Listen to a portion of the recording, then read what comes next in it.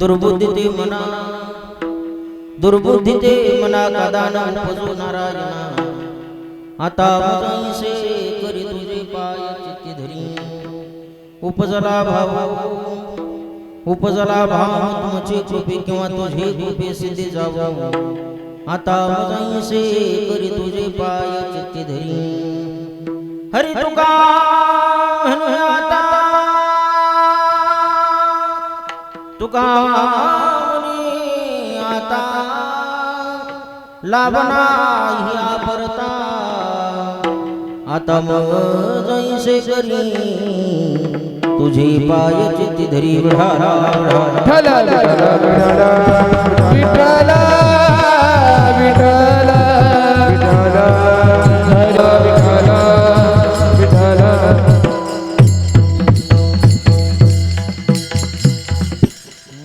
नमो विठ्ठला राजया पांडुरंगा नमो रुक्मिणी मागुनी ज्ञानगंगा नमो पुंडलिका नमो चंद्रभागा नमस्कार माझा रुक्मिणी पांडुरंग करू प्रथम नमन पांडुरंग करू प्रथम नमन पांडुरंग करू प्रथम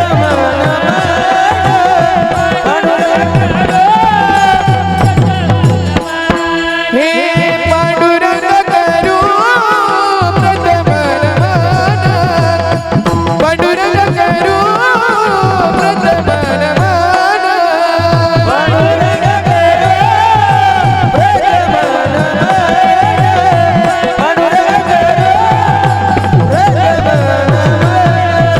हे दुसरे चरण सळताचिया दुसरे चरण सळताचिया दुसरे चरण सळताचिया त्याच्या कृपाने गजेचा विसारू बाबाजी सद्गुरू दास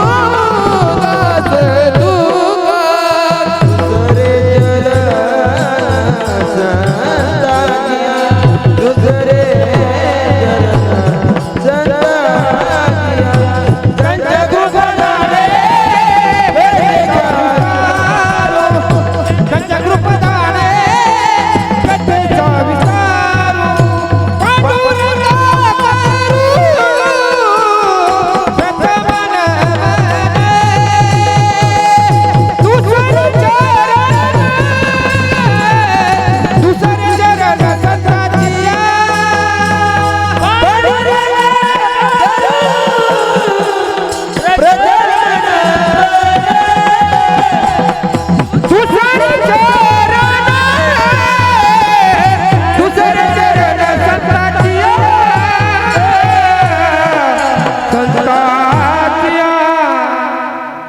पांडुरंगा प्रथम नमन दुसरे चरण संतांच्या त्यांच्या कृपादाने कधीचा विस्तार बाबा सद्गुरुदा सदुका सदा पंढरीनाथ पादा निवृत्तीश्वरानुग्रहार प्राप्त महिंद्रायणी वीरभूमो वसंतम समाधिस्थ मूर्तिं भजे ज्ञानदेवं नमो ज्ञानेश्वरा नमो ज्ञानेश्वरा नमो ज्ञानेश्वरा नमो ज्ञानेश्वरा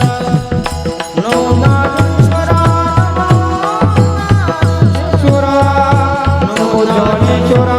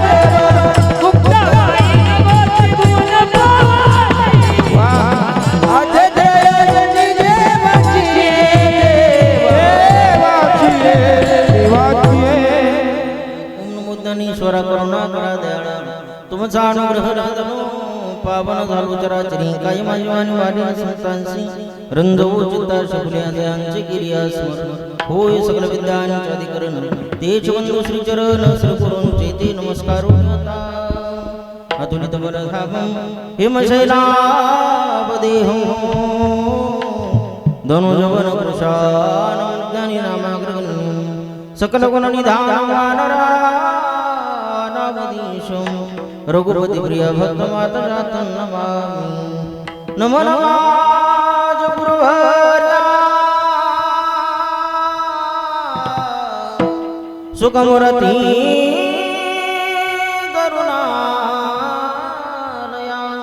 नमो संसृत्यांच्या पाया वेद वेदा करुणिया योंत प्रविशमवाचमिमां प्रसुतां संजीवयत अखिल शक्तिधर स्वधाम्ना अन्नमोषः सचरण श्रवणत्वगादीनि प्राणानां भगवती पुरुषाय स्तुभ्यं सेवेला सेवक झालो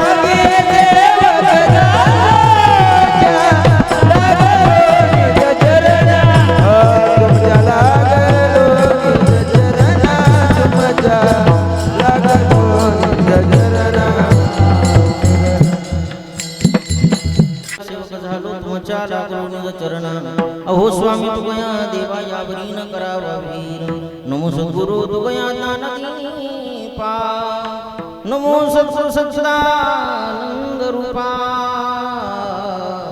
नमो सद्गुरु भक्त कल्याण मूर्ती नमो सद्गुरु भास्करा पूर्ण कीर्ती दुर्बुद्धी ते मना कादान उपजो नारायणा आता मजैशे करी तुझे पाय चित्ती धरी प्रस्तुत प्राप्त प्रसंग कीर्तन रूपी सेवा करता निवडलेला महान भक्त महाराष्ट्र मुक्त कवले तेजोनिधी ज्ञानेश्वरी जगद्गुरु तुकोबराय यांचा सहा चार चरणाचा अभंग असून या अभंगाच्या द्वारे जगद्गुरु तुकोबराय परमार्थ जीवन जगत असणाऱ्या साधकाला ज्या साधनांची नितांत गरज आहे त्या साधनांची मागणी तुकोबराय भगवंताकडे ती करतात विठ्ठला विठ्ठला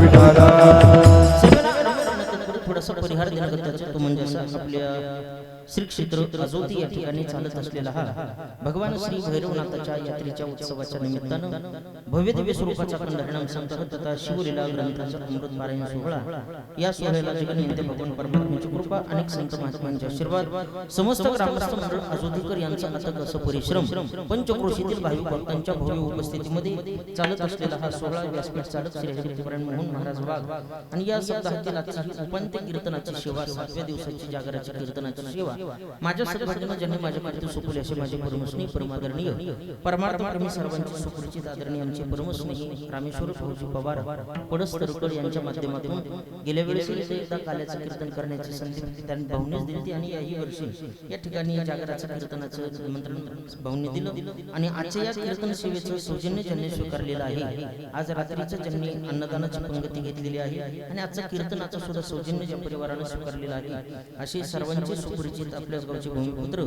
गोविंद गुराजी पवार अर्थात PSI साहेब यांच्या माध्यमातून सुंदर पद्धतीचं अन्नदानाचं कार्य आणि कीर्तनाचं सौजन्य अगदी PSI साहेबांनी त्यांच्या धर्मपत्नी अर्थात या दोघांच्या या दोघांच्या माध्यमातून सुंदर अशा पद्धतीचं कार्य यांनी हाती घेतलेलं आहे म्हणून त्यांचं सौजन्य आहे त्यांना सुद्धा कोटी धन्यवाद. आणि या कार्यक्रमाचा नेहमी सांगत असतो प्रवचन करायचं म्हटलं तर एकट्या माणसाला जमत असतं परंतु कीर्तन जर करायचं म्हटलं तर नो यहा कलाचा खेळ मनोनिमेळ जमविला लावून मृदंग श्रुती टाळ शिव ब्रह्मरस आवडीनी ब्रह्मरसाचं जर सेवन करायचं असेल मायबाप तर सर्वांची साथसंगत लागत असते. जसं व्यवहारामध्ये एखाद्या माता माऊलीला सुंदर आणि रुचकर स्वयंपाक बनवायचा म्हणलं तर तिला 3 गोष्टीची नितांत गरज आहे. कशाची? चुलीची, तव्याची, परातीची.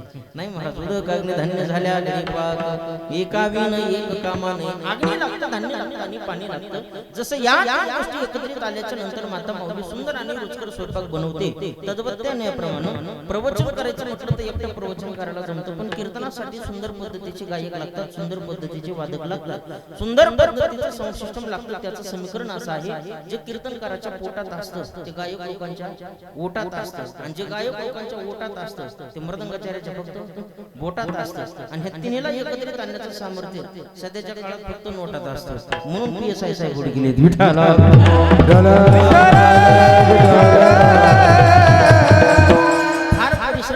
आपल्या जीवनामध्ये केले अनमोल अशा पद्धतीचा अगदी परिश्रमाच्या नंतर त्यांनाही फार मोठ्या पद्धतीचं यश आपल्या या सामाजिक क्षेत्रामध्ये राजकीय क्षेत्रामध्ये परमार्थिक क्षेत्रामध्ये मिळालेलं आहे. म्हणून त्या निमित्तानं एक भगवंताचं कुठंतरी गुण आपल्याकडूनही भेटावं. देवाने आपल्या जीवनामध्ये एवढा आनंद निर्माण केलेला आहे म्हणून देवाचं कार्य कुठंतरी आपल्याकडून घडावं या उदात्त हेतून अगदी साहेबांनी सुंदर पद्धतीचं कार्य या ठिकाणी हाती धरलेलं आहे आणि त्या निमित्तानं आपण सर्वजण या ठिकाणी एकत्रित झालेलो आहोत. या कार्यक्रमासाठी आवर्जून उपस्थित असणारे गायनाचार्य श्री हरिभक्तीपरायण संभाजी महाराज गोंगानी हार्मोनियम वादक आहेत, दयानंद महाराज राजपूत आहेत, गायनाचार्यामध्ये अशोक महाराज टाकले, शिवम महाराज यादव आहेत, आमचे परमस्नेही परममित्र जुने मित्र. कारण ते लहान होते मी त्यावेळेला बारीक होतो. अविनाश महाराज लहान होते मी त्यावेळेला बारीक होतो. असे आमचे अविनाश महाराज पडंगर ते या ठिकाणी उपस्थित आहेत. आमच्या परमस्नेही परमादरणीय आपल्या परिसराचं जुनं परमार्थिक वैभव आमचे विनायक महाराज सुरोसे ते या ठिकाणी उपस्थित आहेत. समस्त ग्रामस्थ मंडळ, आजोतीची भजनी मंडळ, कुलस्थळची भजनी मंडळ, चिंदादेवीची भजनी मंडळ, सुगाव भजनी मंडळ ही सर्व परिसरातून पंचक्रोशीतून आलेली भजनी मंडळ या ठिकाणी उपस्थित आहे. माझ्या सोबत आलेले महाराष्ट्रातील नामवंत कीर्तनकार माझे परमस्नेही जीवलग मित्र श्री हरिभक्तीपरायणचे माऊली महाराज भगत तेही या ठिकाणी उपस्थित आहेत. महाराष्ट्रातील नामवंत मृदंगाचार्य आपल्या परिसरातले भूषण आदरणीय श्री हरिभक्तीपरायण आदित्य महाराज पौळ यांचीही या ठिकाणी उपस्थिती आहे. सुंदर महाराजांचं वादन आहे, त्यांनाही खूप खूप धन्यवाद. या परिसरातील माझ्यावरती नितांत प्रेम करणारी काही मंडळी या ठिकाणी उपस्थित आहेत. त्यामध्ये पडस्थळचे आमचे दुसरे श्री हरिभक्तीपरायण परमस्नेही परमार्थ प्रेम आमचे कल्याण भाऊ पवार यांची उपस्थिती आहे. आमचे लक्ष्मण महाराज कोकरे आहेत. आणखी परिसरातून पंचक्रोशीतून आलेले सर्व परमार्थिक जाणकार श्रोते सज्जन मायबाप मंडळी या ठिकाणी उपस्थित आहेत. त्यांनाही मनापासून खूप खूप धन्यवाद. इलेक्ट्रॉनिक मीडियाच्या माध्यमातून या कीर्तनाचा प्रचार प्रसार करण्याचं कार्य करणारे राजमुद्रा YouTube चॅनल अगदी त्यांनाही सुद्धा खूप धन्यवाद. सुंदर पद्धतीचं साऊंड सिस्टम आहे दादा, तुम्हालाही खूप धन्यवाद. पेटे वादक आहेत त्यांनाही धन्यवाद. चौकदार मंडळ आहे, बाल विद्यार्थी मंडळ, ज्ञानेश्वरी वारकरी शिक्षण संस्थेतील ही सर्व बाल विद्यार्थी मंडळ या ठिकाणी उपस्थित आहे. त्यांनाही मनापासून खूप धन्यवाद देतो. बहुतांश प्रमाणामध्ये माता माऊलींची उपस्थिती आहे. माऊलींची उपस्थिती पाहिल्याच्या नंतर वाटायला भारताचा नकाशा आहे आणि पुरुष मंडळ बघितलं की वाटायला श्रीलंकेचा नकाशा आहे. पण दोन्ही नकाशे एकत्रित होऊन भारताचा नकाशा झालाय. याच्यात आनंद बहुतांश प्रमाणामध्ये आपली उपलब्धी आहे. तुम्हाला सर्वांना पुन्हा एकदा मनापासून खूप धन्यवाद देतो आणि याच ठिकाणी सेवेला सुरुवात करतो. विठाला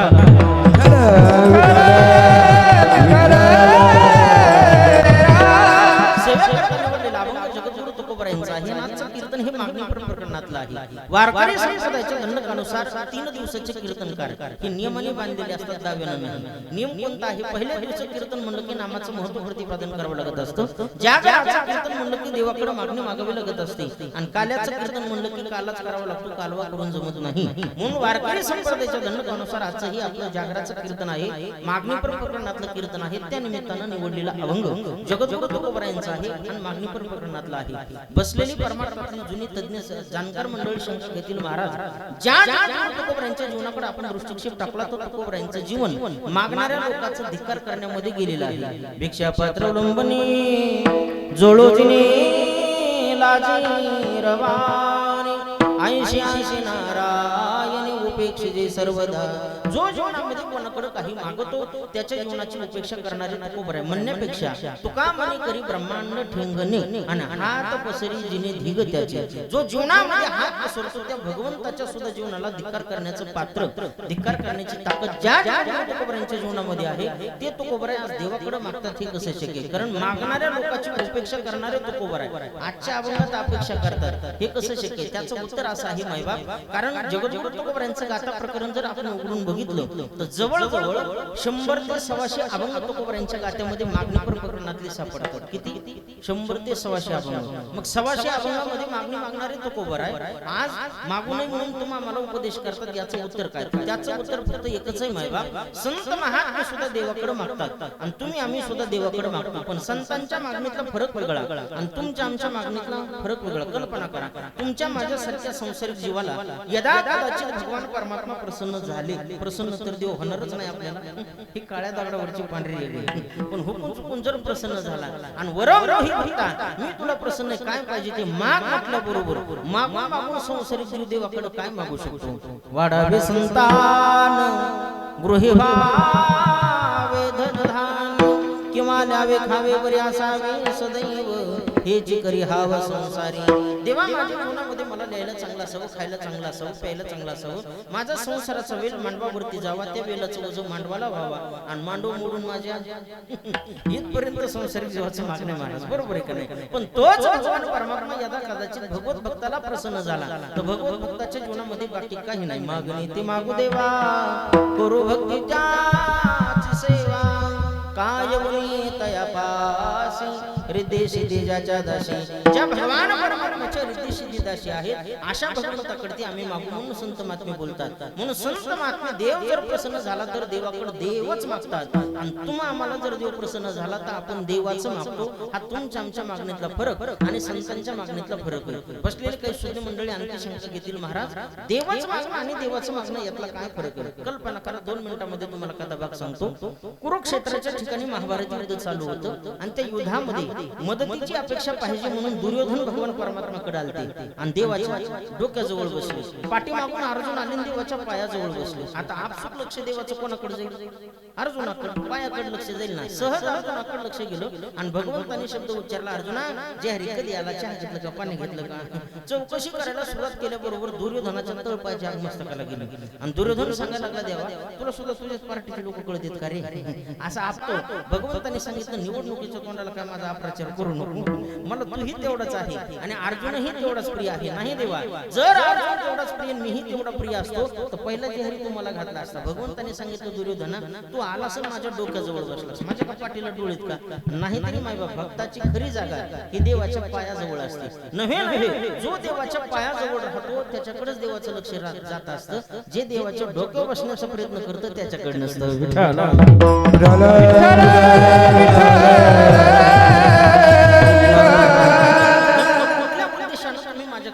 प्रयोजन केलं मला त्याचं उत्तर पाहिजे. त्यावेळेस भगवान परमात्म्याला दुर्योधन सांगू लागला, देवा काही नाही, कुरुक्षेत्राच्या ठिकाणी महाभारत युद्ध चालू आहे आणि त्या युद्धामध्ये मला तुझ्या मदतीची अपेक्षा पाहिजे म्हणून तुझ्याकडे आलो, दे ना काहीतरी. भगवान म्हणजे पाहिजे दुर्योधन भांडण तन्न कोर्ट कचेरी चट सोडून दिली. कशातच काही उरत नाही, पक्का अनुभव मला आलेला. त्याच्यामुळे मी आता नाती कोणाच्या लागत नाही आणि माझ्याकडून तुला काही मिळणार नाही. निराशा झाल्याच्या नंतर दुर्योधन सांगू लागला, देवा तुझ्या दारामध्ये जो काही आलेलो आहे ना, असा तसा आलेलो नाही रे. सगळ्या जगाच्या मुखातून तुझी ख्याती ऐकलेली आहे. काय तुझी ख्याती? आजपर्यंत तुझ्या दारामध्ये जो कोणी व्यक्ती आलेला आहे ना, त्याची निराशा कधी होऊ दिलेली नाही. हे तुझं ब्रीद आहे. ते नाही झाली कोणाची निराशा, आल्याच का सकृपेविषी, आल्याच का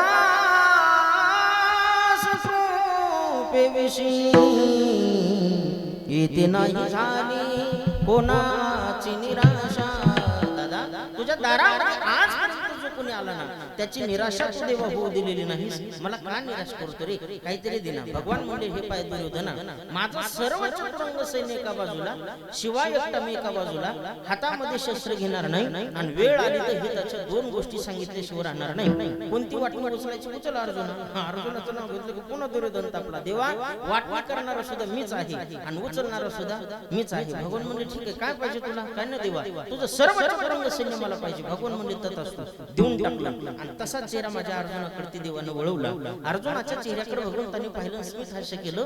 भगवान विचारू लागले, अर्जुना माझ्यावर नाराज तर नाहीस ना. अर्जुनानं सांगायला सुरुवात केली, देवा अरे तुझ्या समर्थ सत्ताधीश भगवान परमात्मा जर माझ्या पदरात असेल तर मला कशाची कमतरता आहे रे. समर्थाचे घरी सगळं संपदा, नाही तुझे कदा कासयाचे, किंवा समर्थ दाता कवनाती नास्ती न म्हणे. जगाला दान देऊन त्याच्याकडे शिल्लक राहत ना माय बाप, त्याला समर्थ म्हणतात. माऊली ज्ञानोबा वर्णन करतात, समर्थाची पंक्ती भोजने आणि तळलेल्या वरीला एकची पाकवानी. आता आज साहेबांनी पंगत घातली, श्रीमंत लोकांना वेगळं खायला घातलं आणि गरीब लोकांना वेगळं खायला घातलं नाही. वरल्या मजल्यातल्या लोकांना वेगळं, खाल्ल्या मजल्यातल्या लोकांना वेगळं, असं आहे काहीच नाही. समर्थांनी जर पंगत घातली, एखाद्या दातृत्ववान अंतःकरणाच्या दात्यानं जर अन्नदान केलं तर खाल्ल्या मजल्यात बसलेल्या लोकांना सुद्धा तेच असतंय आणि वरल्या मजल्यातल्या लोकांना सुद्धा तेच असतंय. याला गुलाबजामुन याला बेसन असा पंक्ती भेद कधी नसतो. समर्थाची पंक्ती भोजने तळलेल्या वरील्या एकची पाकवानी, देवी श्रवण आरती पठणे मोक्षाची लाभे. माऊली ज्ञानोबा बोलतात तसं समर्थ कोणाला म्हणतात, सगळ्यामध्ये समान ज्याचं प्रेम त्याला समर्थ म्हणतात. मग माझा भगवान परमात्मा तुझ्यासारखा समर्थ जगाच्या पाठीवर असताना मला कशाची कमतरता आहे. भगवंताच्या सामर्थ्याचं वर्णन करत असताना माझ्या माऊली ज्ञानोबरायनं ज्ञानेश्वरी या ग्रंथामध्ये गोड वर्णन केले. लक्षपूर्वक ऐका. पर्वती वैसकान संसावी, समुद्री रेखा ओलांडावी, पृथ्व्या भूते वहावी, आज्ञा पै माझी मी बोलविल्या वेद बोले, मी चालविल्या सूर्य चाले, मी जो जगाते चालता किंवा चाले शरीर,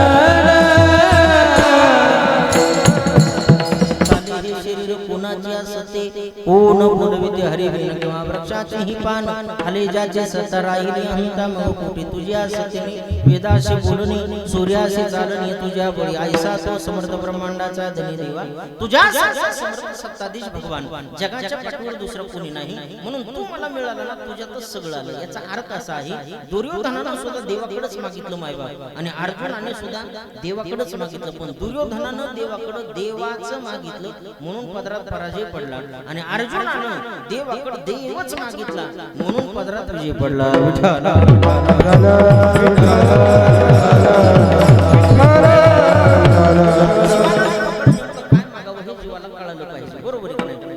देवच मागणं आणि देवाचं मागणं याच्यात फार मोठा फरक आहे. कल्पना करा एक वेळेस काय झालं नारद महर्षी सकाळी सकाळी उठले महाराज आंघोळ नाही भोंगूळ नाही काय नाही चेहरा धुणं नाही केस विचरणं नाही जसे अंथरुणातून उठले तसे देवाच्या दारात गेले. भगवान जय हरी. नारद देवानं नारदाजीला पाहिलं नारदाला विचारलं नारदा एवढ्या सकाळी सकाळी माझ्याकडे कस काय गारव्यात काकडत एवढ्या थंडीच्या कामात माझ्याकडे काय काम आहे. नारदजी देवाला सांगू लागले देवा तुला माहिती का माझी फजिती चालू झाली म्हणून तुझ्याकडे आलो.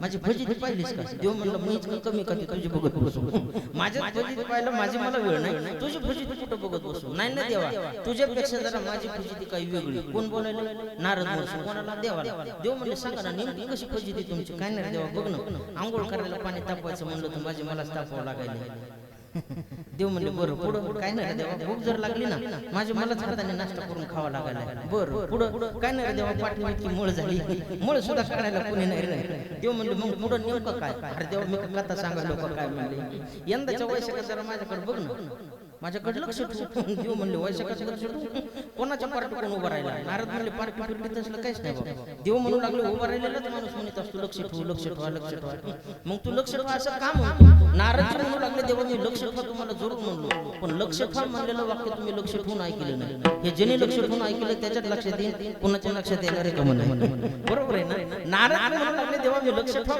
म्हणलो वैशाख महिन्याला अंडरलाईन करा वैशाखात कोणाकडे लक्ष ठेवलं जातं जे भाजायचे राहिले ते बरोबर आहे का नाही नारदाला भगवंत विनंती करू लागले नारदा नेमकं तुमचं म्हणणं काय मोकळं सांग काय नाही देवा बघ ना माझी फजिती चालू आहे मला सगळ्या गोष्टीचा त्रास आहे सगळ्या गोष्टी मला स्वतःलाच एकट्याला करावं लागल्या म्हणून माझं असं मानस आहे की यंदाच्या वर्षात तू माझी दोनाची चार करावी देव म्हणजे नेमकं काय नाही म्हणजे लग्न करायचं लग्न देव म्हणले नारदा तुझ्या जेबीला काय हाडफीड अरे तुझ्यासारखा एवढा मोठा तत्वज्ञानी जगाच्या पाठीवर नारद सूत्रासारखा अलौकिक ग्रंथ जगाच्या पाठीवर कोणालाही निर्माण करता आलं नाही एवढा ग्रंथ निर्माण करणारे तुम्ही भक्ती कशी करावी भक्ती कशी असावी याची सूत्रबद्ध भाषेमध्ये मांडणी करण्याची किमया जगाच्या पाठीवर फक्त तुम्हाला जमली आणि तुमच्यासारख्या माणसाने असे शब्द मुखात काढावे का 40-42 वर्ष ब्रह्मचारी राहायचं म्हणून गाड्या घ्यायच्या माड्या घ्यायच्या मोठं घ्यायचे तट घ्यायचे बँक बॅलन्स भरपूर करायचं आणि 45 वर्ष लग्न करून मोकळं व्हायचं हे कोण्या देवाने शिकलेलं रे नारदा तुला नारद म्हणले देवा काही का असं तुला बाकीच्या पंचायती काय करायचं करणं माझं लग्न देव म्हणले हे काय शोभत नाही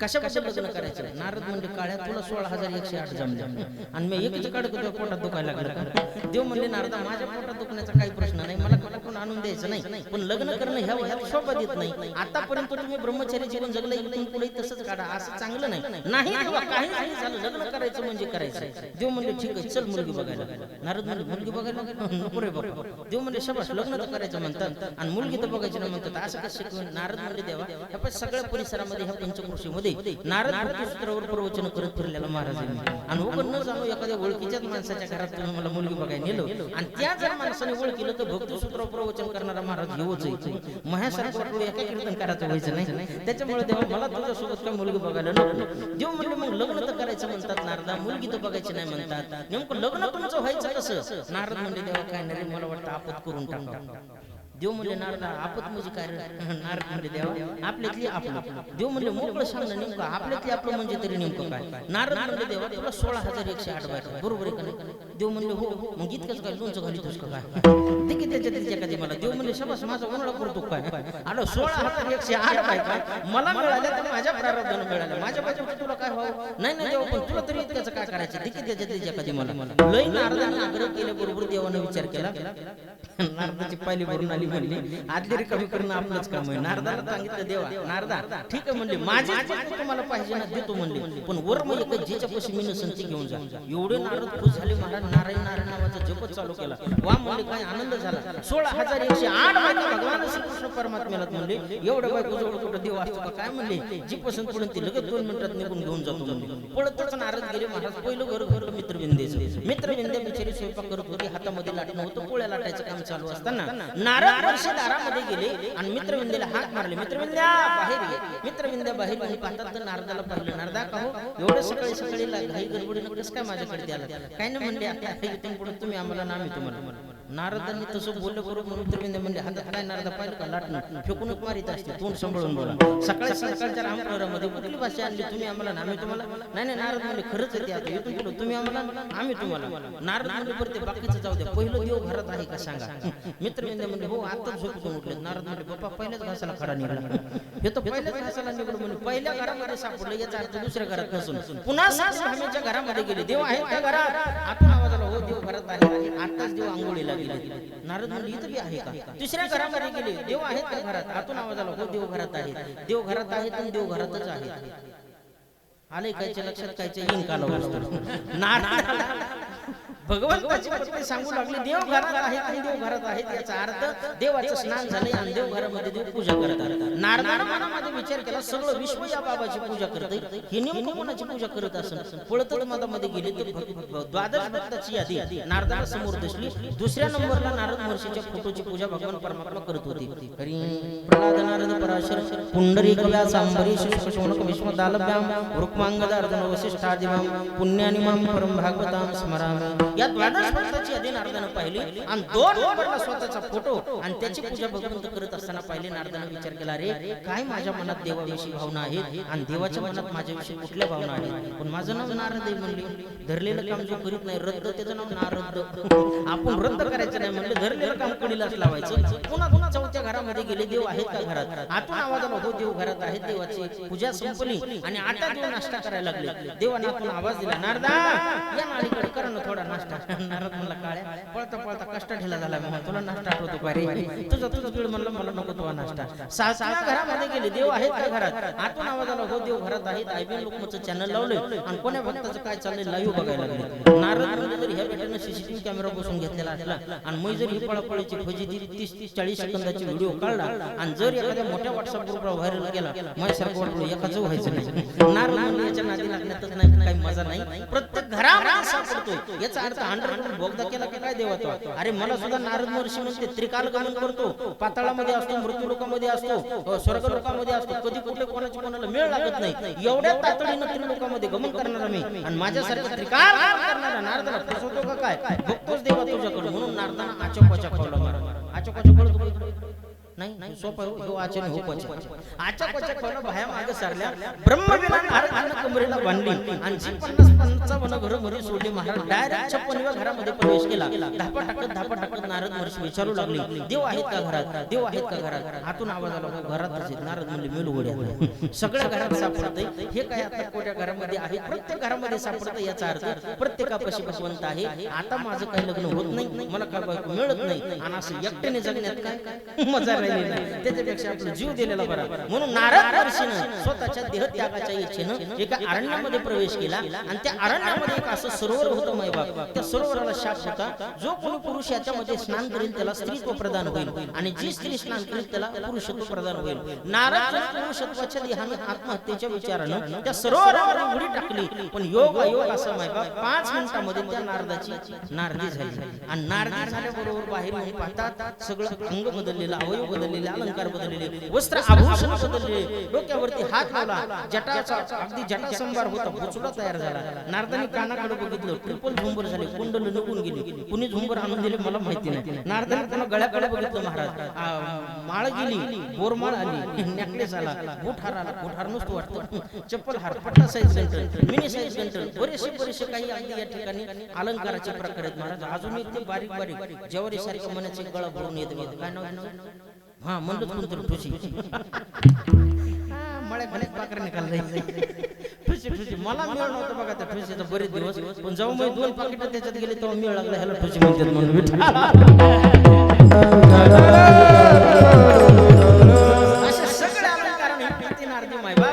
हातामध्ये या ठिकाणी रुद्राक्षाच्या माळा होत्या, कुंकण तयार झाले, अंगावरचं भगवं वस्त्र होतं, नववारी या ठिकाणी चुडा तयार झाला. नारद महर्षी बाहेर येतात. नारदाची नारदी झाली, काय करावं काय कळना.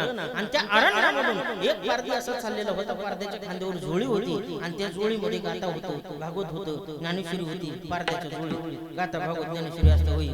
अहो मेलेले शिष्य कुडुळ्या चित्र होली, टप टप टप रक्त गळत रक्त रंजित या ठिकाणी ती झोळी झालेली. 1000-500 माश्या त्या झोळीला घुंगतात आणि असा दुर्गंधयुक्त अशा पद्धतीचा पारधी त्या अरण्यात जात असताना नजर त्याची त्या नारदीवरती पडली आणि सहज विचारलं, कोण तू. नारदी म्हणली, बाबा 15 मिनिटापूर्वीच मग उगम झालाय.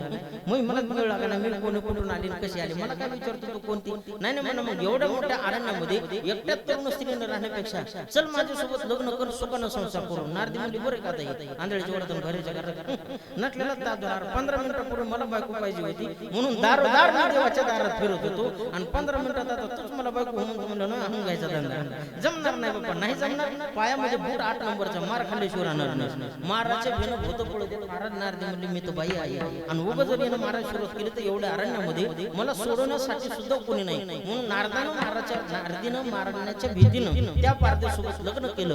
आता धर्मशास्त्रामध्ये काही ग्रंथात वर्णन नाही. त्या पारद्यापासून नारदीला 60 पुत्र जन्माला आले आणि काही ग्रंथात वर्णन नाही 60,000 पुत्र जन्माला आले. लक्षपूर्वक काय काय नारदी विनोद दृष्टी श्री कृष्ण पंथी मागितल्या साठी तो नारद केला गंगा तटी त्याशी जन्मले पोटीसाठी पुत्र 60 जन्माला आले. आणि मग काही काही ग्रंथात वर्णन नाही 60,000 पुत्र जन्माला आले. आता एवढे लेकर जन्माला आले म्हणलं, आता आपल्याला जर 2 लेकर आगाव झाले तर महाराज कोणाला काय घ्यावं हे आपल्याला ताळमेळ लागत नाही. बरोबर आहे. एका मुलाला पांढरे शर्ट आणलं दुसऱ्याला लाल आणून चालत नाही. एकाला बूट आणला दुसऱ्याला चप्पल आणून चालत नाही. दोघाला बूटच आणावं लागते आणि नाही आणले तर मग त्याच बुटाने मार खायची पाळी येते. बरोबर आहे का नाही? इतकी बिकट अवस्था आहे. मग 60,000 लेकराला नेमकं कोण्या दुकानातून बसता बांधावा, कसे मापाचे कपडे घ्यावे. मग यांचे जर भांडणं लागले हे शर्ट माझं नाही, हे शर्ट तुझं नाही, असे भांडणं सोडित म्हातारी होईल म्हणली नारदांनी. मग त्याच्यापेक्षा एक काम करते, एका पोराला कापड घेत नाही.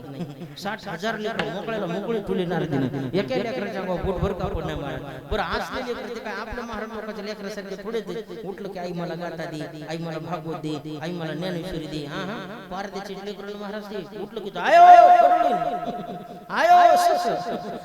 चित्र नारद म्हणजे दुपार पत्तर घालायच्या मागे उठलं की झेंडा खोडून उठलं की सस उठलं की चित्र आणून तरी देऊ कुठून. नारद म्हणजे आता काय माझा उपयोग दिसेना, याच्यापासून जीव दिलेला बरा. म्हणून नारद आत्महत्येच्या विचारानं परत निघाली. जात असताना पारदेनं डोळं चुकून पाहिलं आणि हळूच विचारलं कोण आहे तिकडं. नारदी म्हणली मी नारदी. तो म्हणला मी पारदी. दिलं समजू नको म्हणला. आसूर काढा एवढा मोठा फेर मागणी एवढा आसूरानं नारदी मारली महाराज. टप टप टप टप पाठीतून रक्त गळायला लागलं. रक्तरंजित पाठ झाली आणि शेवटी नारदीने विचार केला इकडे राहत पारदी मारायला लागलाय, तिकडे राहत लेकरं त्रास द्यायला लागले. अशा अवस्थेमध्ये जगण्यापेक्षा आत्महत्या केलेली बरी.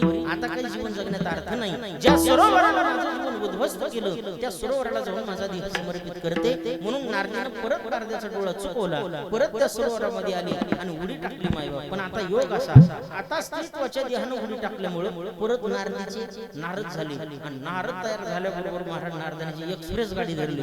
नेट द्वारका चहा नाही पाणी नाही नाश्ता नाही काय नाही. डायरेक्ट मध्ये गेल्याबरोबर समोर भगवान परमात्मा दिसले. जहरी नारदा. नारद मला काळ्या तुझा माझा संबंधच नाही आजपासून तू मला मिळालं मी तुला मिळलो. तुझ्या घरी तू सुखानं माझ्या घरी मी सुखानं. देव म्हणजे अरे नारदा तसं नाही रे. भक्ताशिवाय देवाला शोभा नाही, देवाशिवाय भक्ताला शोभा नाही, पतीशिवाय पत्नीला किंमत नाही आणि पतीशिवाय पत्नीला किंमत नाही, सोन्याशिवाय हिरा सोबत नाही आणि हिऱ्याशिवाय सोनं सोबत नाही. शोभविले येर हिरा सोने एके टाई हिरा देवाविना अगदी देवाविना भक्ता कैसे रूप घडे शिवा. महाराज म्हणतात तुझ्यामुळे आम्हाला देव पण आहे आणि आमच्यामुळे तुला भक्त पण आहे. असं करू नको नारदा. पाण्यामध्ये काठी मारल्यानं दोन होत नाही. ते नारद म्हणला ते बाकीचे उदाहरण कोणाला द्यायचे तिकडे दे, पण आज तुझा माझा संबंधच नको. नाही देवा नारद विचारलं नेमकं नारदा गेलं तर तरी कुठं. नारद म्हणजे मी कुठं जायला काय संबंध मला विचारायचा नाही. पण देवा लय दिवस झालं अगदी दिसला नाहीत काय नाही. नेमकी गेलं तर कुठं. नारद म्हणजे मी कुठं का जायना नाही पण सांग ना कुठं गेलता.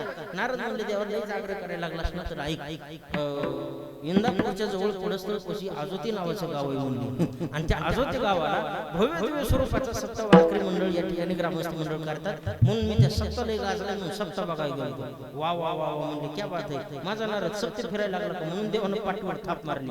पाठी थाप मारल्याबरोबर टपटप पाठीतून रक्त गळत होतं. जखमेवरती लागल्यामुळे नारद मोठ्यानं आरडले आयो. ते म्हणजे आयो पाटीला काय जखम झाली का काय. नाही म्हणजे काय नाही झालं. शर्ट वरी कर नारदा. अरे माझा प्रश्न तुला काय करायचं त्याचं नाही. शर्ट वरी कर भगवंताचा आग्रह असतो. नारदाने शर्ट वरी केलं बघितलं तर पाठ रक्तरंजित झालेली टपटप पाठीतून रक्त गळायला लागलं. भगवंताने विचारलं नारदा नेमकं काय झालं. नारद म्हणले काय काय ना तुला काय करायचं आणि नाही पण सांग ना नेमकं काय झालं. काय नाही म्हणले देवा तुला नाही का म्हणतो मी आज तिने सत्याला गेलतो आणि आज शेवटचा दिवस होता. फुगडे इतक्या रंगात आल्या. एका वारकऱ्याने माझ्यासोबत फुगडी धरली आणि आमची फुगडी चांगली रंगात आली पण दुसऱ्या वारकऱ्याला खपली नाही वारकऱ्याचं खपत नाही म्हणून त्यानं आमच्या चांगल्या रंगलेल्या फुगडी टंगडी टाकली मग ते तिकडे पडला आणि मी इकडे पडू म्हणून पाठीला लागलो देव म्हणले नारदा घासलेलं आणि हल्लेलं चांगलं कळत रे मला येड्यात काढू नको खरं सांग तुला कोणी मारलं नारद म्हणले देवा कशाला कोण मला मारीन खरं सांग पारद्याला नाही का मारणार नारद म्हणले बाप्पा पारद्याचा पतन तुझ्या दारात कोणी आणून तुला कोण पारदी कुठला पारदी नारदा खरं सांग नाही म्हणले कोणी मला मारलं नाही नारद म्हणले काय माझ्या अंगाला धक्का लावायची मध्ये कोणाची असं कोण म्हणत असते जे जास्त बदके फोन मोकळे होते तेच म्हणतं मार मार मोकळे झाले नारद पण म्हणू लागले देवा अरे कोण मला मारेल कशाला मारेल खरं सांग नारदा पारद्याने नाही मारलं तुला नाही देवा 60,000 कोणाचे नारद म्हणले आता सगळी तुझे फाईल ह्याच्या व्हॉट्सअपला आली लेकराची सुद्धा माहिती मिळाली म्हणलं आता खोटं बोलण्यात मजा नाही तरी नारद लपू लागले देवा अरे कोण लेकर कोणाचे लेकर नारदाला देव म्हणले खरं तुला माहिती नाही कोणाचे लेकर ते नारद म्हणले नाही ना देवा लक्षपूर्वक ऐक म्हणले नारदा 60,000 लेकरांचे नाव भगवंतांनी घेतले आणि सगळेच्या सगळे लेकर महाराज मोकळ्याला मोकळे झाले घातलं नारदाला गराडा एका पोराच्या अंगावर कापड नाही आयो सस आयो तर नारद म्हणले मी गडी आला तिथलं लाईवर सोडून इथं आलं इकडं आलं कस काय देवाला विचारल्याबरोबर देव म्हणला हे नारदा किती जरी आईला मुला बाळाचा त्याग केला तरी शेवटी लेकर बापापाशीच येत असतात नारदाने तर आता डोळेच पांढरे केले नारद म्हणले देवा आईने सोडलेली लेकर बापापाशी येत असतात याचा अर्थ त्या अरण्यातला पारदी तू होतास का काय देव म्हणला मग तुला का दुसरा वाटला काय अरे कमी हाणायचंच ना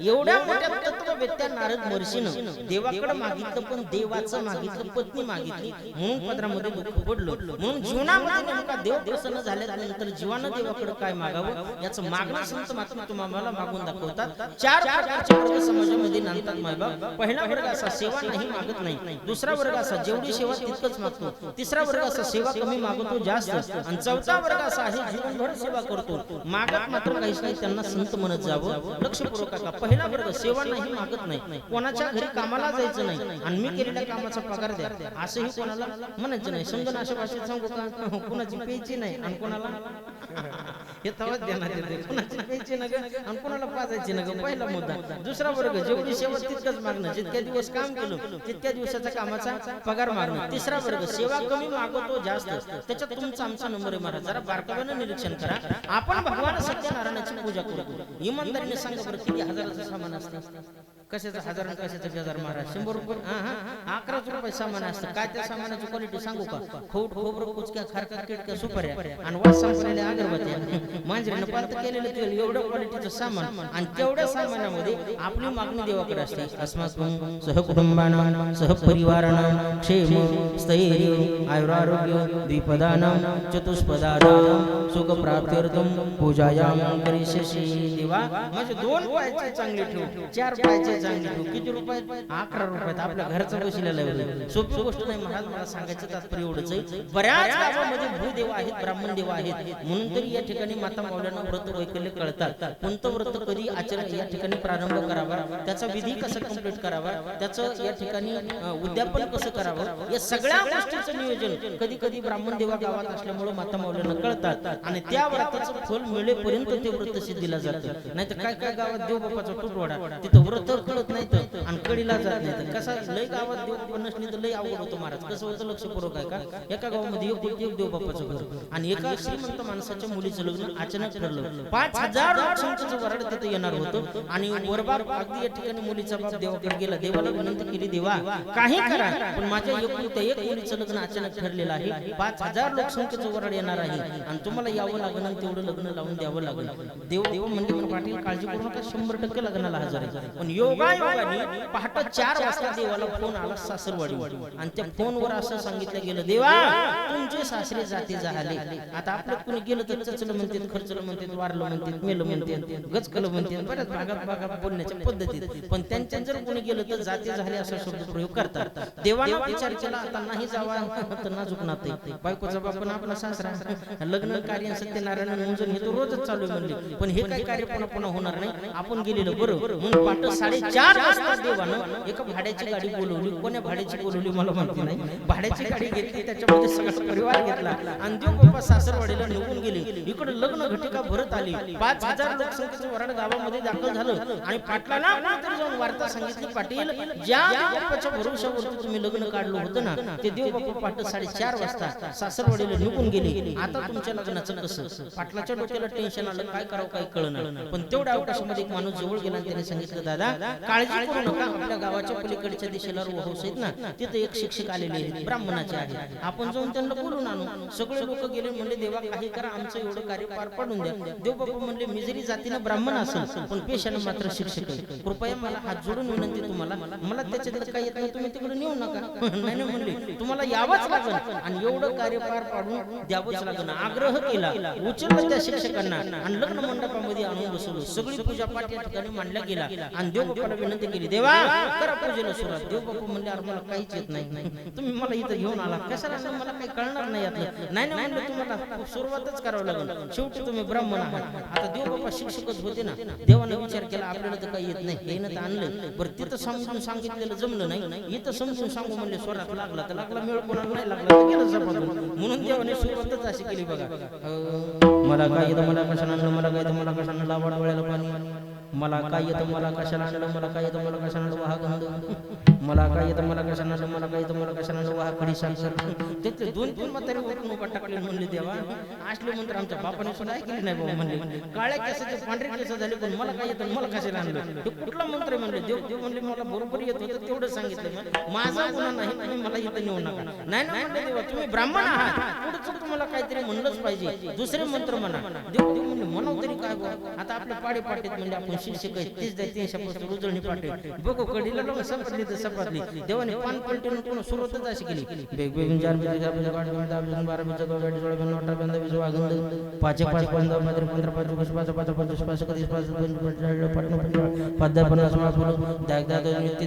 काढा दक्षिणा.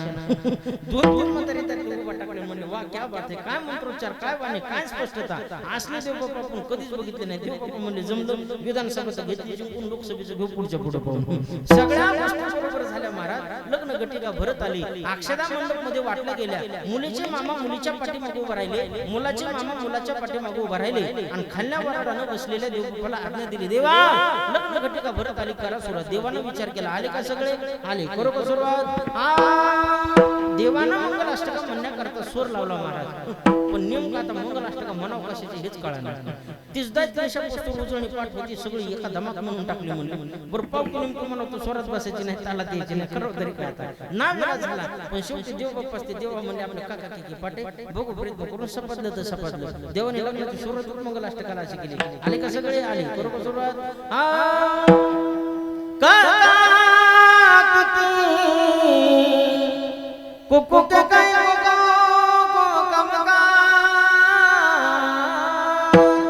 खखा खी खी खुखो खे खे गोगा खमगा गगा की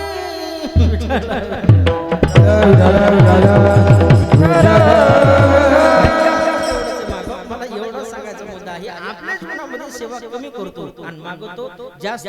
आमचा वर्ग आणि जगाच्या पाठीवर 4था वर्ग असा आहे, जीवनभर सेवा करतो, मागत मात्र काहीच नाही, त्यांना संत म्हणत जावं. आणि या संतपोटीचे माझे जगद्गुरु तुकोबा आहे. भगवान परमात्मा विनंती करू लागले, महाराज तुम्ही माझ्याकडे काहीतरी मागितलं पाहिजे. तुकोबा बोलू लागले, देवा माझ्या वडिलाची मिराशिका देवा, तुझे चरण सेवा पांडुरंगा, काही मागणी ही अमानुची, वडिलाचे रीत जाणतो सो देवा.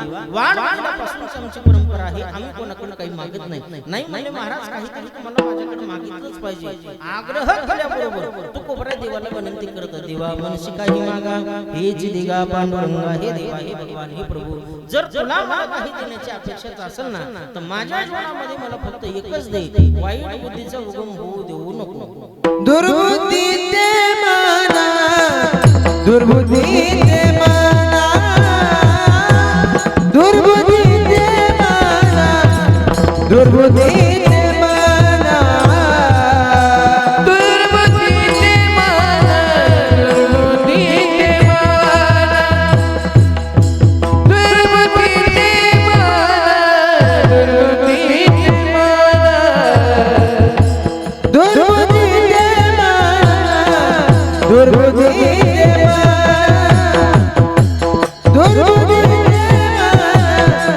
दुर्बुद्धीचे मना दुर्बुद्धीचे मन दुर्बुद्धीचे मन दुर्बुद्धीचे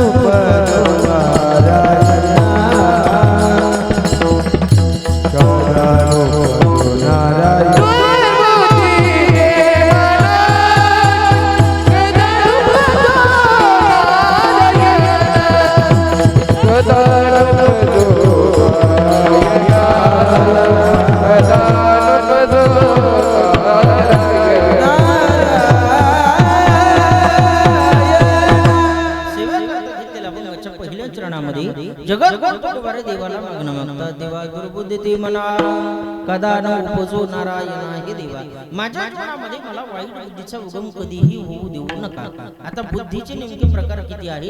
शास्त्रकाराच्या दृष्टीने पाहायचं झालं तर 4 प्रकारची बुद्धी आहे. श्रीमद भगवद्गीतेच्या दृष्टीने पाहायचं झालं तर 3 प्रकारची बुद्धी आहे.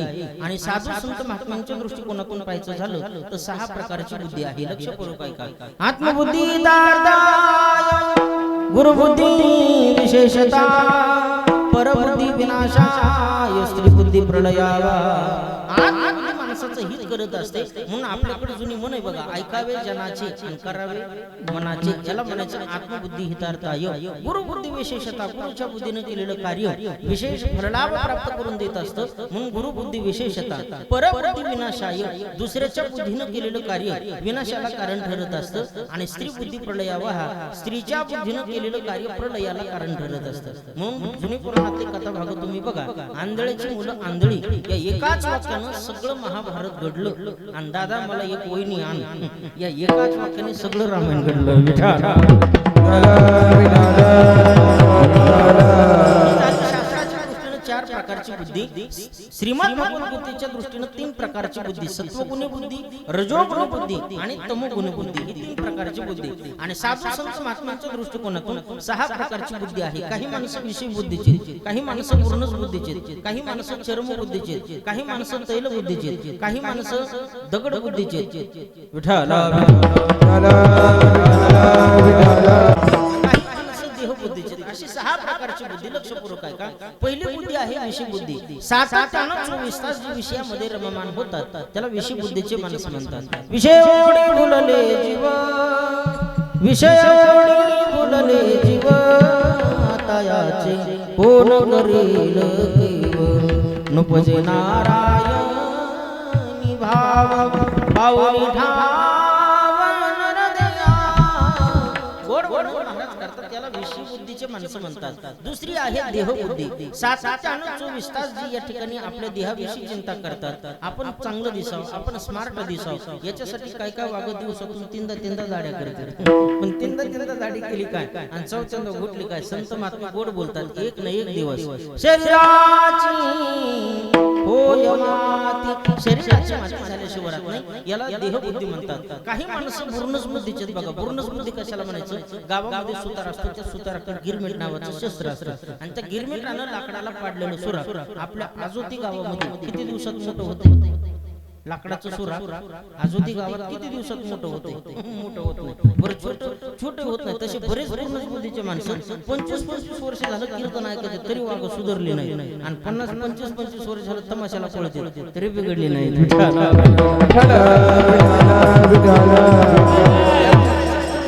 चर्मबुद्धीचे माणसं किती चर्मबुद्धीचे माणसं बघा गावामध्ये चांबार असतात त्या चांबाराकडे आरी असते की आरी कातड्याला टोचवली की कातड्याला सुराख पडतो काढून घेतली की जशाला तसं तसे काही काही चर्मबुद्धीचे माणसं कीर्तनात बसले महाराजांनी सांगितलं माळ घाल परमार्थ करावं भजन पूजन करावं आई वडिलांची सेवा करावं धर्मग्रंथाचं वाचन करावं समजा ह्याला सुराख पडलो आणि कीर्तन संपूर्ण निघून चालले की वा काय पिढीच्या महाराजांनी गोड कीर्तन केलं की किती मस्त सांगितलं माळ घाला परमार्थ करा भजन पूजन आई वडिलांची सेवा दुसरा करते बिघडलास का काय एकच कीर्तन अर्चलाच असते सांगतच असते त्याचा धंदाच म्हणजे घेतली काढून समजा कीर्तन तोपर्यंत ताणल्यासारखे कीर्तन झालं की तशाला तसे याला म्हणायचं चर्मबुद्धी काही माणसं तैलबुद्धीचे बघा तैलबुद्धी कशाला म्हणायचं पाण्यावर तेल थोडं पडतं पण पांगत जास्त तसे काय काय माणसं 8 दिवसाच्या सप्त्यातलं एकच कीर्तन जीव लावून ऐकत येत आणि 12 महिने उचल वाटवते 12 महिने वाटा गाजवते एकच कीर्तन याला म्हणायचं तैलबुद्धी आणि काही माणसं शेवटच्या प्रकारे दगडबुद्धी इतके दगडबुद्धीचे जगद्गुरु तुकोबारे वर्णन करतात त्यांच्यापेक्षा दगड तरी बरे त्याहून दगड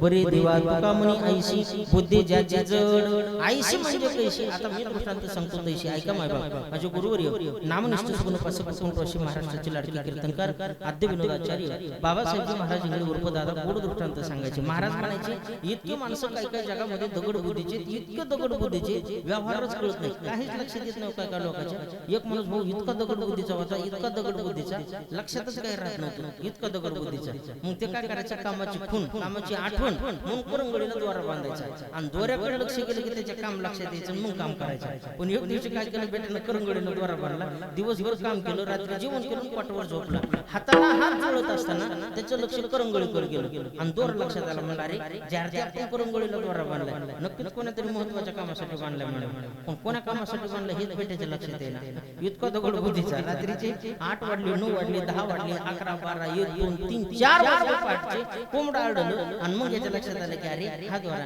आपण ह्या कामासाठी बांधला होता आज संध्याकाळी आपल्याला लवकर झोपायचं होतं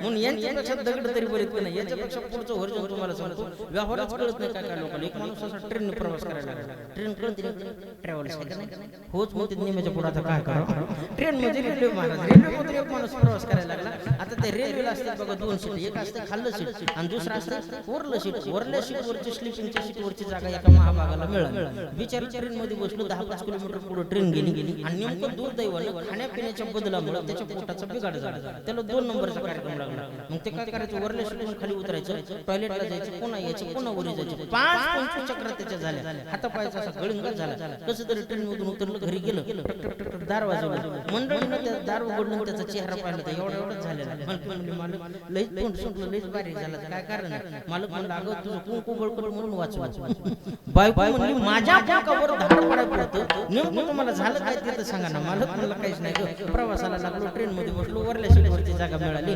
खाण्यापिण्याच्या बदलामुळे पोटाचा बिघाड झाला आणि 2 नंबरचा कार्यक्रम लागला म्हणून तिथून खाली यायचो टॉयलेटला जायचो पुन्हा यायचो पुन्हा वरी जायचो 5 चक्र माझ्या झाल्या म्हणून हातापायाचा असा गळंगा झाला म्हणून माझी अशी अवस्था अजून बी जगात माणूस की शिल्लक आहे जरा खाल्ल्या सीटवर बसलेल्या माणसाला म्हणू कोणी दादा तू जरा वरल्या सीटवर जाय मी तुझ्या खाल्ल्या सीटवर बसतो तेवढीच तुमची घ्यायची जायची परेशानी कमी झाली असते अहो इतका साधा व्यवहार कुठं माणसाला कळत नसतो का काय म्हणलं गप्प तितकं माहिती देणार द्या नका पण खाल्ल्या सीटवर कुणीच नव्हतं कोणाला म्हणू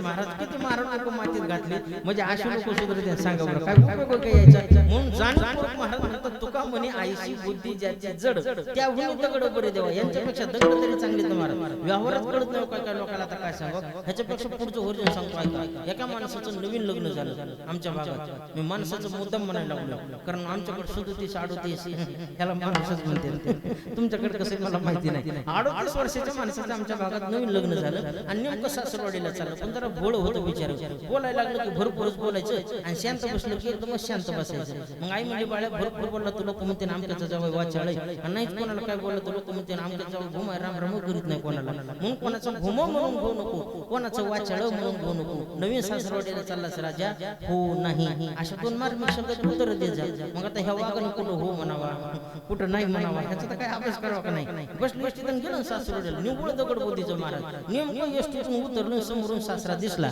सासऱ्यानं मोठ्यानं राम राम घातला राम राम म्हणला राम राम आले का म्हणलं हो सासरा म्हणतो बरेच बरेच घरचे सगळे म्हणलं नाही सासरा म्हणला जावं का पोरीचं दुखत का काय म्हणतो मग दवाखाना केलता का म्हणला नाही सासरा म्हणला लईच पोरगी सिरियस आहे का काय म्हणतो मग माझ्या पोरीचा भरवसा म्हणलं नाही सासरा म्हणतो जावं निघावं लागतं का काय म्हणतो जाऊ सर हाती लागेल का म्हणलं नाही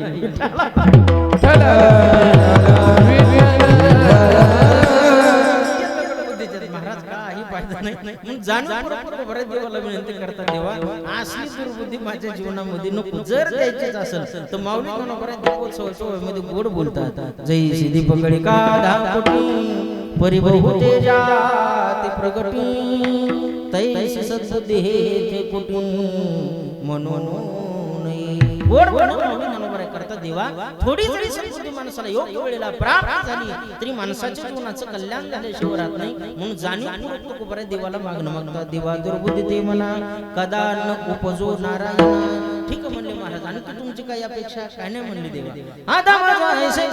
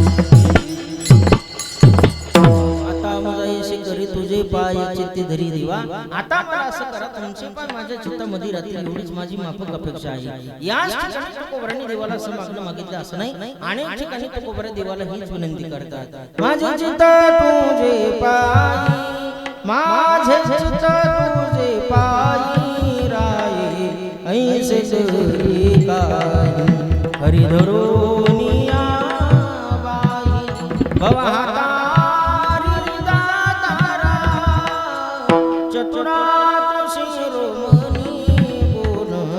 लावणाचे खान केव्हा चित्त तुझे पाय डोळा रूपाचे ध्यान अखंड मुखी नाम तुमचे वरनावे गुण हे जे देवा मागतो दाता उचित ते करा भाव जाणून गोड वर्णन संतमात्मे करतात म्हणून आता माझा यशी करी तुझे पाय चित्ते धरी देवा तुझे पाय माझ्या चित्तामध्ये राहिले ठीक आहे म्हणले महाराज पण माझे पाय जर तुमच्या चित्तामध्ये राहिले तर तुमचा फायदा काय कोबरे बोलू लागले देवा तुझ्या स्पर्शाने माझं चित्त पुनीत होईल पवित्र होईल पावन होईल शुद्ध होईल आणि एकदा का चित्त शुद्ध झालं त्याच्यामध्ये निर्माण होणारा भाव सुद्धा शुद्धच होतो आणि ज्याचा भाव शुद्ध होतो त्याला देव दूर नसतो शुद्ध ज्याचा भाव झाला दोरे नाही देव त्याला म्हणून देवा फक्त माझी माफक अपेक्षा आहे तुझ्या कृपेने निर्माण झालेला भाव माझा टिकावा उपजला भावी उपजला भावी उपजला भावी उपजला भावी उपजला भाव उपजला भाव उपजला तुझे कृपेची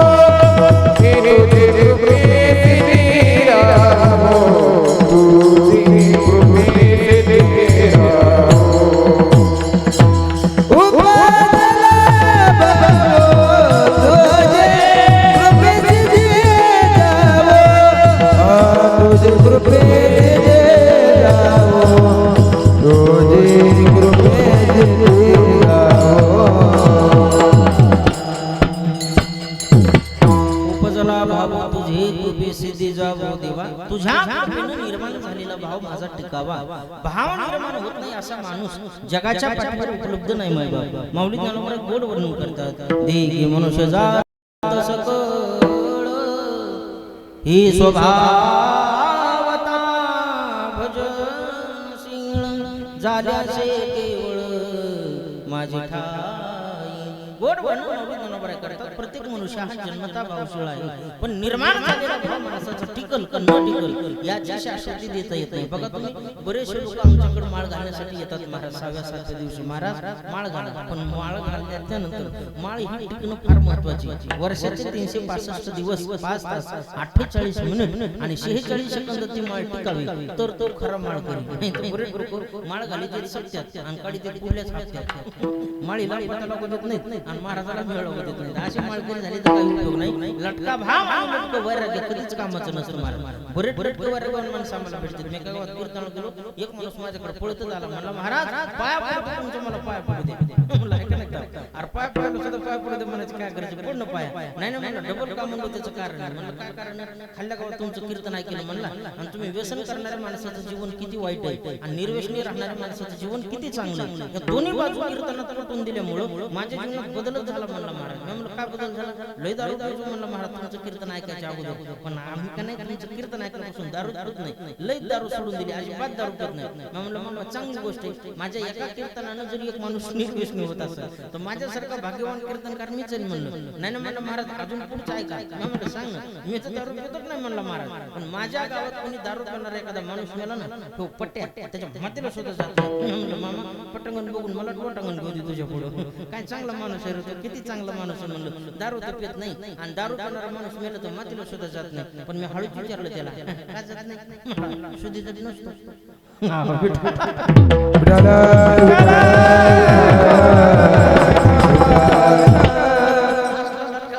काय कामाचं आहे महाराज काही फायदा नाही म्हणून महाराज म्हणतात निर्माण झालेला भाव टिकणं ही काळाची गरज आहे आणि परमार्थामध्ये खरी गरज आहे ती महाराज भावाची थोर प्रेमाचा भुकेला हाच दुष्काळ त्याला देवा कारणी भावत स्वात न लगे द्यावे फार शिवित अंतरीची घेतो गोडी पाहि जोडी भावाची महाराज म्हणतात अंतकरणातला भाव भगवान परमात्मा पाहतो बाकीच्या गोष्टी देव कधीच पाहत नाही आणि देवाने जर बाकीच्या गोष्टी पाहिल्या असत्या तर देव शास्त्रकारांनी श्लोकच केले नसते व्याद शास्त्रम रोषजवयो विद्या गजेंद्र शका का जाती विद्रो यादवपते उग्रश किं पौरुषम उपजाया रूपमणिकया किं तत्सुदामोधनं भक्त्या तुष्यति केवलं न जगुना भक्तिप्रियो माधवा गोड वर्णन शास्त्रकार करतात देवानं जर बाकीच्या गोष्टी पाहिल्या असत्या तर व्यादाचं आचरण देवानं पाहिलं नाही ध्रुवाचं वय बघितलं नाही उपजेचं रूप बघितलं नाही सुदाम देवाकडचं धन बघितलं नाही अगदी ध्रुव बाळाचं वय पाहिलं नाही पाहिला तो फक्त अंतकरणातला भाव म्हणून महाराज म्हणतात थोर प्रेमाचा भुकेला हाचे दुष्काळ त्याला भावे विन देव न कळे न संदेह गुरुविना अनुभव कैसा किंवा भाव बळे आकडे एरविना कळे करतळी आवळे तैसा हरी भावाशिवाय देव वश होऊ शकत नाही शास्त्रकार गोड वर्णन करतात भावीन देव कलयालेंद्र धनीन कांता कपटीन शत्रु सत्येन मित्रम कृपयाच पुत्रम ज्ञानेन मोक्षम वशमानयते देवासाठी भाव महत्वाचा आहे भावानं देव आकळतो भाव बळी आकळे आणि परमार्थामध्ये महाराज बाकीच्या कुठल्याच गोष्टीची गरज नाही तुमचा पैसा लागत नाही तुमचं पद लागत नाही तुमची प्रतिष्ठा लागत नाही तुमची प्रॉपर्टी लागत नाही फक्त तुमच्या अंतःकरणामध्ये त्या भगवंताविषयी भाव जर असेल ना तर परमार्थामध्ये नंबर 1 चं स्थान तुम्हाला आहे महाराज फक्त भावच जीवनामध्ये महत्वाचा आहे आणि भावाने सगळ्या गोष्टी या ठिकाणी शक्य होतात बाकीच्या गोष्टी या ठिकाणी काही उपयोग नाही भाव जीवनात महत्वाचा आहे भावानेच देवाची प्राप्ती होते भावानेच माणसाला मोक्ष प्राप्त होतो कसा तुमचे गुरु कोणतो अशिंगळे दादा दृष्टांत सांगायचे हे लक्ष तुम्हाला सांगतो लक्षपूर्वक ऐका एक वेळेस काय झालं एका गावामध्ये एक सर्वसाधारण बिचारा शेतकरी राहत होता. बाराबंदी अंगामध्ये घातलेला, अगदी धोत्राचा आचाकोचा ठेवलेला, माळवं होतं त्याच्याकडे. ते बिचारा शेतीमध्ये माळव्याचा व्यापार करायचा, म्हणून त्याच्याकडे वांगे होते आणि कोथिंबीर होते. ते बिचारा शेतकरी दादा काय करायचा, 10-5 किलो वांगे टोपल्यामध्ये घ्यायचा, 10-5 किलो कोथिंबीर घ्यायचा आणि सगळ्या गावामध्ये या ठिकाणी विकत फिरायचा. आपल्या गावामध्ये जर नाही विकलं तर शेजारच्या गावामध्ये नदीच्या पलीकडे जाऊन तो माळवा विकायचा. एक दिवशी काय झालं, आपल्या गावामध्ये न विकल्यामुळे त्यानं तो माळव्याची पाटी घेतली आणि शेजारच्या गावामध्ये माळवं विकण्याकरता गेला. सगळ्या गावामध्ये माळवं विकलं त्याचं बिचाराचे. सगळे वांगे खपले, कोथिंबीर खपली, पण योगायोगानं त्या पाटीमध्ये फक्त 2च वांगे राहिले आणि एकच कोथिंबीरीची जोडी राहिली. भावानं नेमकं काय होतं याच्यावर मी तुम्हाला सांगवलं, लक्षपूर्वक काय काय उगं तुमचा टाइमपास करायला नाही. भाव जीवनामध्ये महत्वाचा महाराज. 2च वांगे राहिले, एकच कोथिंबीरीची जोडी राहिली आणि तो सर्वसाधारण शेतकरी तेवढंच विकण्याकरता राहिलेल्या गल्लीमध्ये फिरू लागला. एका पाटलाच्या वाड्याच्या समोर फार मोठी गर्दी, अख्खं गाव जमा झालेलं. जवळ गेला शेतकरी दादाने विचारलं, दादा पाटलाच्या वाड्यापुढे एवढा करता नेमकं घरात काही घटना घडली का? त्यानं सांगितलं, दादा काही नाही घडलेलं. थोर मोठे काशीचे महाविद्वान पंडित आलेले आहेत, साधू महाराज, आणि आज गुरुपौर्णिमेचा उत्सव आहे आणि त्या गुरुपौर्णिमेच्या उत्साहाच्या निमित्तानं गुरुपौर्णिमेसाठी गुरुमंत्र देण्याचा कार्यक्रम चालू आहे. शेतकरी म्हणला, असे का? इथं गुरुमंत्र वाटीत येत का? काय म्हणजे वाटीत येत का देते ह्याचं सुद्धा ज्ञान झाला नाही. तो सर्वसाधारण शेतकरी तो काय म्हणला, इथं गुरुमंत्र वाटीत येत का? एक जण म्हणला, हो हो मी विगतून म्हणला गुरुमंत्र. सारखा बरोबर बाजूला कोपर खिळ्या हणू तिने सगळी गर्दी बाजूला केली महाराज आणि डायरेक्ट साधू महाराजापाशी गेलो. डायरेक्ट साष्टांग दंडवत घातला, साधू महाराज तुमच्या दर्शनाला मी आलो, इथं गुरुमंत्राचा कार्यक्रम चालू म्हणून मला कळालं, मला सुद्धा दे गुरुमंत्र. साधून त्याच्या नकापासून ते डोक्याच्या केसापर्यंत न्याळलं आणि विचार केला, आता अशा जर माणसाला गुरुमंत्र द्यायचा म्हणला तर ह्यो गुरुमंत्र नेमका कसा द्यावा लागतो, ह्याची साधना कशी करावी लागते, हा गुरुमंत्र कसा जपावा लागतो, याचं पावित्र्य कसं जपावं लागतं, ह्या सर्व गोष्टी याला समजून सांगण्याच्या नादात आपले 10-5 गिऱ्हाईक निघून जातील म्हणले. म्हणून महाराज लोकांना पक्क ज्ञान असते, कोणचं गिऱ्हाईक कटवायचं आणि कोणचं पटवायचं. पक्क ज्ञान असल्यामुळे गुरु महाराज म्हणले, हे गिऱ्हाईक पटविण्याच्या कामाचं नाही, हे कटविण्याच्या कामाचं. हे लवकरात लवकर वाट लावलेलं बरं, पण महाराजाला असं डायरेक्ट सोडता येणार त्याला. महाराज म्हणले, पाठीमध्ये काय तुझ्या? काय नाही म्हणलं महाराज, 2च वांगे राहिले तर एकच कोथिंबीरीची जोडी राहिली. गुरु महाराज म्हणले, काय नाही, आजपासून एवढाच गुरुमंत्र तो यासाठी 2 बैगन कोथिंबीरीची जोडी, ह्याचा जप कर म्हणले. हेवच मंत्र तुला भवसागर तरुण मी, लक्षपूर्वक ऐका बरं, आणि एवढ्याच मंत्रानं तुझा उद्धार होईल, भवसागर तरुण जाशील. यानं पक्का भाव त्या गुरुमंत्रावर ठेवला महाराज. मला इथं सांगायचं तुम्हाला, भाव ठेवल्यामुळं एवढा त्या मंत्रावरती त्याचा भाव झाडला. वाटेनं जात असताना त्यानं सुरूच केलं, 2 बैगन कोथिंबीर जोडी, 2 बैगन कोथिंबीर जोडी. आंघोळीला बसलं तरी पाण्याचा तांब्या घेतला, डोक्यावर टाकला की सुरुवात 2 बैगन कोथिंबीर जोडी. जेवायला बसलं पाणी फिरवलं की सुरुवात 2 बैगन कोथिंबीर जोडी. झोपायला लागलं कांकून अंगावर घेतलं 2 बैगन कोथिंबीर जोडी. त्याचं जीवनच 2 बैगन कोथिंबीर जोडी झालं महाराज. एवढा भाव त्यानं त्या मंत्रावरती ठेवला, एवढा मंत्र जपला, एवढा मंत्र जपला. 1 वर्षभर त्या मंत्राची साधना केली आणि परत गुरुपौर्णिमेचा उत्सव त्या गावामध्ये भरला.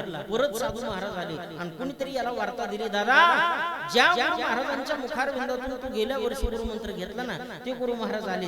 अन्न तुझ्या घराकडे महाराजांना कर पाद्य पूजा, ही जीवनाचं कल्याण करून. एवढंच कोणतरी म्हणलं, पळत त्यानं विचार केला, महाराज गुरु महाराजांना घेऊन येतो. पण योगायोग असा महाराज, ह्या गावाला आणि त्या गावाला जोडणारा जो मधला पूल होता, अगदी अवकाळी पावसामुळे पूर आला आणि तो पूल पडून नेस्तनाबूत झाला. दोन्ही गावाचा संपर्क तोडला. आता गुरु महाराज पलीकडल्या गावात आले, ही तर वार्ता खरी आहे. आज गुरुपौर्णिमेचा उत्सव आहे, हेही खरं आहे. गुरु महाराजाला घरी आणायचं, पाद्य पूजा करायची, हेही खरं आहे. पण नेमकं आणाव कसं? आपल्याला तर नदीतून पोहता येत नाही, पलीकडे जाण्याचे चान्स, बाकीचं नाव काही साधन नाही, जावा कसं? पण त्याच्या पटकन डोक्यात आलं. तो म्हणला, गुरु महाराज आपल्याला गुरुमंत्र देताना म्हणले, ह्या गुरुमंत्रानं तू भवसागर तरुण जाशील. मग एवढा मोठा भवसागर जर गुरुमंत्र तारीत असला, इतकं कशी नदी काय करते म्हणलं ह्या मंत्राच्या पुढे. चला म्हणलं बघतो. खांद्यावरची घोंगडी काढली, पाण्यावर टाकली, घोंगडीवर बसलं आणि श्रद्धेनं भावानं गुरुमंत्र जपला. 2 बैगन कोथिंबीर जोडी, चल घोंगडी पलथडी. शरीरात घोंगडी पलीकडे गेलो ना, पटकन घोंगडीवरच महाराज पलीकडे का पाहता माझ्याकडे पटकन उठलो, घोंगडीची घडी घातली, खांद्यावर टाकली, पळतच त्या महाद्वारामध्ये गेलो महाराज आणि सगळ्या लोकांना बाजूला सारलं. डायरेक्ट गुरु महाराजाच्या चरणावर दंडवत घातला. महाराज आलो म्हणलं तुमच्याकडे, भक्त तुमचा गेल्या वर्षी गुरुमंत्र घेतला होता आणि आता मला तुम्हाला माझ्या घरी न्यायचंय. माझ्या गरीबाच्या घराला थोडं पायधोळ झाडा, तुमचं चरण या ठिकाणी स्पर्श होऊ द्या, पाद्य पूजा करायची पती पत्नीला आम्हाला सपत्नीक तुमची. महाराज म्हणजे खरंय बाबा तुझं, पण रात्रीच मला वार्ता कळाली की ह्या गावाला आणि त्या गावाला जोडणारा जो पूल आहे अवकाळी पावसाच्या पाण्यामुळे तो नेस्तनाबूत झालेला आहे. मग एवढी मोठी नदी पार करून तू इकडे आला कस काय? तो म्हणलं महाराज तुमच्याच गुरुमंत्राच्या जोरावर. महाराजाच्याच माझ्या इटल करायला लागल्या माझ्या गुरुमंत्राच्या जोरावर, आणि तू आला तरी नेमका कस काय इकडे? नाही म्हणलं महाराज तुम्ही काय म्हणले होते गुरुमंत्र देताना, ह्यो गुरुमंत्र तुला भवसागर तारून नेईन म्हणला, आणि इतकशी नदी काय करते म्हणलं महाराज गुरुमंत्र पुढे. महाराजाचं डोकं काम करणं हे आलं नेमकं कसं असं? मी त्याच गुरुमंत्र आलो म्हणलं महाराज, पण आला कसा? म्हणलं महाराज काय नाही बघा, खांद्यावरची घोंगडी गाडी पाण्यावर टाकली आणि मी बसलो, तुम्ही दिलेला गुरुमंत्र जपलो म्हणला. 2 बेंगण कोथिंबीर जोडी चल घोंगडी पहिली थोडी सगळ्यात घोंगडी घेऊन आली मला महाराज. आणि आता आपल्याला पलीकडे तसं जायचं. महाराज आपल्याला लागले का? महाराज म्हणले मेलगोडे आता काय वाचत नाही, हे आडमोठं नेल्याशिवाय राहत नाही, आपल्याला नदीत पावता येत नाही, आणि मी काय बुडून मेल्याशिवाय राहत नाही. जमलेल्या सगळ्या भक्ताला सांगितलं भक्तगण हो, आताची ही गुरुपौर्णिमा आपली शेवटची गुरुपौर्णिमा, इथून पुढे आपली भेट होणं शक्य नाही. भावपूर्ण श्रद्धांजलीचे बॅनर छापून ठेवा, कारण हे आडमोठं नेल्याशिवाय राहत नाही आणि मी पाण्यात बुडून मेल्याशिवाय राहत नाही. आपली शेवटची भेट आहे. पण गुरु महाराज त्याला समजून सांगू लागले, दादा ऐक ना, पुढल्या वर्षी आपण तुझ्या गावात मोठा उत्सव करू. नाही ना म्हणलं महाराज, तर कोण जगत कोण वाचत कोण मरत का कोणाचं काय सांगितलं म्हणला. ह्याच्यासारखा पर्वकाळ आहे का दुसरा? धरलं त्याने हाताला महाराजाला लागलं वाढायला. महाराज तिकडे वाढायला लागले तर हे नदीकडे महाराजाला वाढायला. महाराज म्हणले मेलगोडे आता नदीच्या कडेपर्यंत कसतरी आणलं, खांद्यावरची घोंगडी काढली पाण्यावर टाकली, स्वतः घोंगडीवरती बसला. त्या गुरु महाराजाला वडलं घोंगडीवर बसवलं आणि दिलेला गुरुमंत्र जपला. 2 बेंगण कोथिंबीर जोडी चल घोंगडी पहिली थोडी सर्र घोंगडी महाराजाला घेऊन इकडे आली. पटकन गुरु महाराज घोंगडून उठले आणि पाय पकडले, म्हणले माझे माय आजपासून मी तो गुरु नाही, तू मोह दे मलाच गुरुमंत्र भेटला. मला एवढंच आहे, महाराज त्यानं त्या मंत्रावरती भाव धरला म्हणून त्याच भावामुळे आज त्याचा उद्धार झाला. तसं भाव जीवनामध्ये असेल सगळ्या गोष्टी परमार्थामध्ये फलित रूप होत असतात. म्हणून जगद्गुरु तुकोबाराय देवाला मागणं मागतात, देवा गोजला भावो तुझे कृपे सिद्धी जावो, आता माझा यशी करी तुझे पायाचे ते धरी. ठीक आहे म्हणले महाराज, आणखी तुमची काही अपेक्षा? महाराज म्हणले काय नाही देवा, या सगळ्या गोष्टीचा लाभ माझ्या जीवनामध्ये मला झाला, बस याच्यासारखा लाभ जगाच्या पाठीवर कुठला नाही. तू कामाने आता, तू कामाने आता, तू कामाने आता, तू कामाने आता,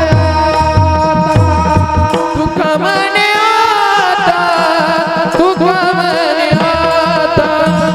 तू कामाने आता, तू कामाने आता, तू कामाने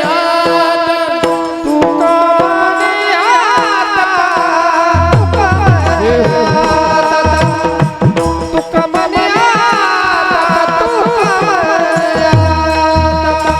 तू कामाने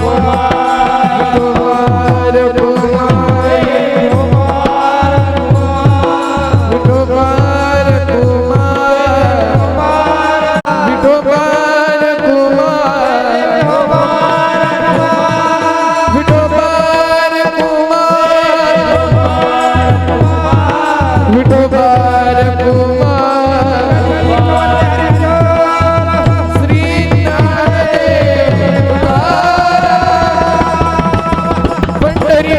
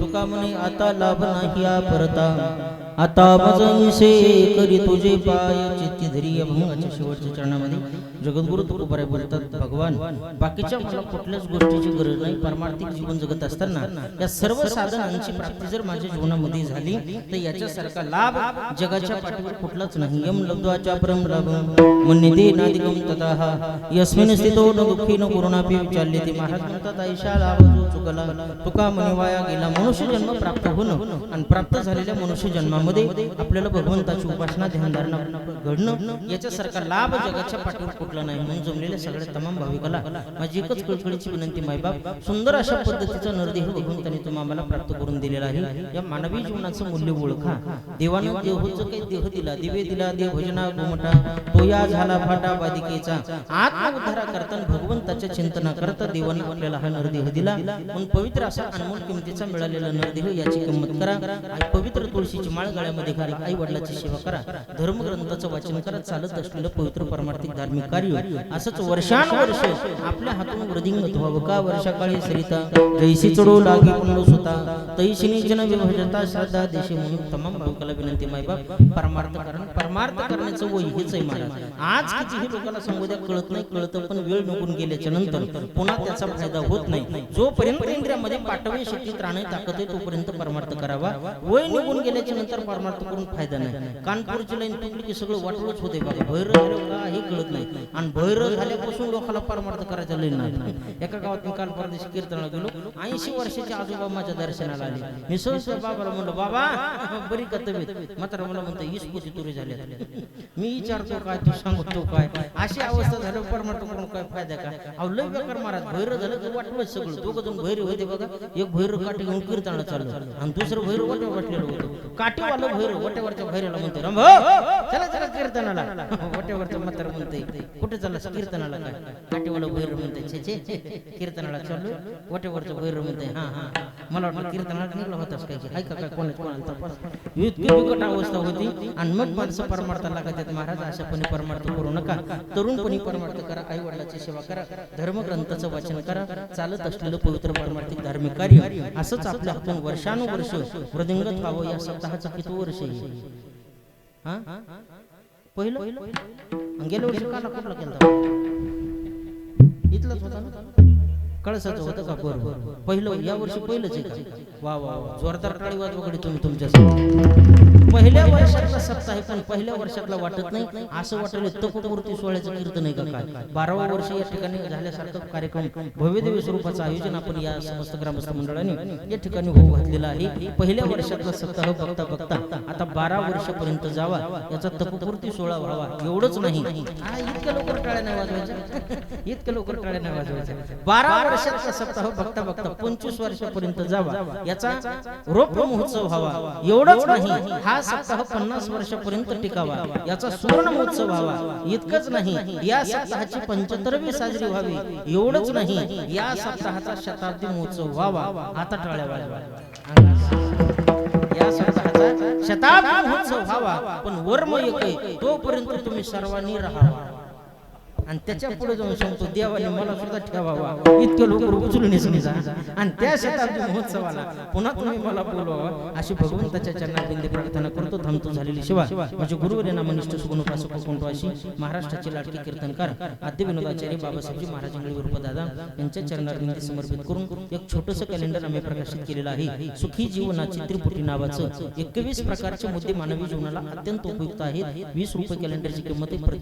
प्रत्येकाच्या घरामध्ये ती विचारधारा असणं सध्याच्या काळाची गरज आहे, म्हणून इथं स्टेजवरती उपलब्ध आहे. प्रत्येकाने संग्रह ठेवा. आजच्या कीर्तनाचं सौजन्य आणि पंक्तीचं अन्नदानाचं सौजन्य ज्यांनी स्वीकारलेलं होतं असे परमस्नेही परमादरणीय गोविंद युवराजजी पवार अर्थात PSI साहेबांचं आमचं कार्य तसं जर पाहायला गेलं तर दोन्ही सारखंच आहे. त्यांचंही कार्य सदरक्षण आहे आणि खल निग्रहण आहे. तसं आमचंही कार्य चांगल्याचं रक्षण करायचं आणि जे चांगल्या कार्याला त्रास देतात अशा लोकांना बाजूला करायचं. आता त्यांचं काम आहे डायरेक्ट जोडे हाणायचं आणि आमचं काम आहे शालीतून जोडे हाणायचं. त्यांचं काम डायरेक्ट जोडे हाणायचं, आमचं काम शालीतून जोडे हाणायचं. दोघांचे कार्य चांगलं आहे. अशाच या ठिकाणी भरभराटी साहेबांच्या जीवनामध्ये हो सुंदर पद्धतीची आणखीही याच्या पुढची पोस्ट साहेबांना मिळावी, पदोन्नती व्हावी आणि त्यांच्या प्रापंचिक जीवनाचा आध्यात्मिक जीवनाचा असाच भगवंताच्या कृपेने उत्कर्ष व्हावा ही भगवंताच्या चरणारविंदी प्रार्थना करतो. आणि या समस्त पवार परिवारांना परमार्थ करण्याकरता पांडुरंग परमात्म्याने आमच्या पूजाताईंना साहेबांना उदंड आयुष्य आरोग्य प्राप्त करून द्यावं ही भगवंताच्या चरणारविंदी प्रार्थना करतो. आदरणीय रामेश्वर भाऊ पवार यांच्या माध्यमातून आजच्या कीर्तन सेवेचा योग मला प्राप्त झाला. गाव छोटे महाराज पण मंदिर फार मोठ्या प्रमाणात सुंदर पद्धतीने तयार केलेलं आहे. अशाच पद्धतीचं उत्तरोत्तर परमार्थिक कार्य आपल्या सर्वांच्या हातून घडावं ही भगवंताच्या चरणारविंदी प्रार्थना करतो. आणि याच ठिकाणी सेवेला पूर्ण विराम ना तरी बालगोडा बोली का वाकोडा विचुका पावली ती चोज करून माऊली रेजे जे विके मोहना तुमचे केले धर्म कीर्तन सिद्धीनिले इत माझे जुरले पायी कपन पायाच्या प्रसादी काही बोलनो विनोदे मज क्षमा करणे संती नव्हे अंगभूतीनो या उपदेश तुमचे बडबडिलो शेष तुमच्या कृपेचे पोसणे जन्मोजन्मी तुका ज्ञानेश्वर माऊली